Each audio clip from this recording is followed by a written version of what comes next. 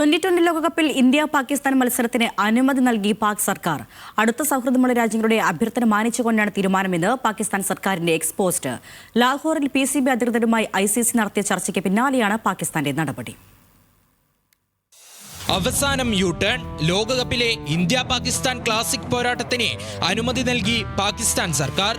അടുത്ത സൗഹൃദമുള്ള രാജ്യങ്ങളുടെ അഭ്യർത്ഥന മാനിച്ചാണ് തീരുമാനമെന്നും ICCയുമായുള്ള ചർച്ച ഫലപ്രദമെന്നും പാകിസ്ഥാൻ സർക്കാരിന്റെ എക്സ്പോസ്റ്റ്. ക്രിക്കറ്റിന്റെ ആത്മാവിനെ സംരക്ഷിക്കാനും ടൂർണമെന്റിൽ പങ്കെടുക്കുന്ന മറ്റു രാജ്യങ്ങളെ പിന്തുണയ്ക്കാനുമാണ് ഇന്ത്യക്കെതിരായ മത്സരത്തിന് അനുമതി നൽകിയതെന്നും പോസ്റ്റിൽ പാകിസ്ഥാൻ സർക്കാർ വ്യക്തമാക്കി.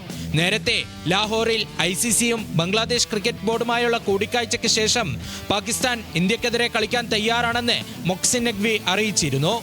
പാകിസ്ഥാൻ മുന്നോട്ട് വെച്ച ഉപാധികളിൽ ചിലത് അംഗീകരിച്ച ICC ഇന്ത്യയുമായി ബന്ധമുള്ള ഉപാധികൾ അംഗീകരിച്ചില്ല. PCB മുന്നോട്ട് വെച്ച ഇന്ത്യ പാകിസ്ഥാൻ ബംഗ്ലാദേശ് ത്രിരാഷ്ട്ര പരമ്പര എന്ന ആവശ്യം ICC തള്ളി. ഒപ്പം ഇന്ത്യയുമായുള്ള പരമ്പര പുനരാരംഭിക്കണമെന്ന ആവശ്യവും ICC തള്ളി. ഇത്തരം പരമ്പരകളിൽ തീരുമാനങ്ങൾ അതാത് രാജ്യങ്ങളിലെ സർക്കാരുകളുടെയും ക്രിക്കറ്റ് ബോർഡുകളുടെയും അധികാരപരിധിയിൽ വരുന്നതാണെന്നും അതിൽ ഇടപെടാൻ ICCക്ക് കഴിയില്ലെന്നും അധികൃതർ വ്യക്തമാക്കി.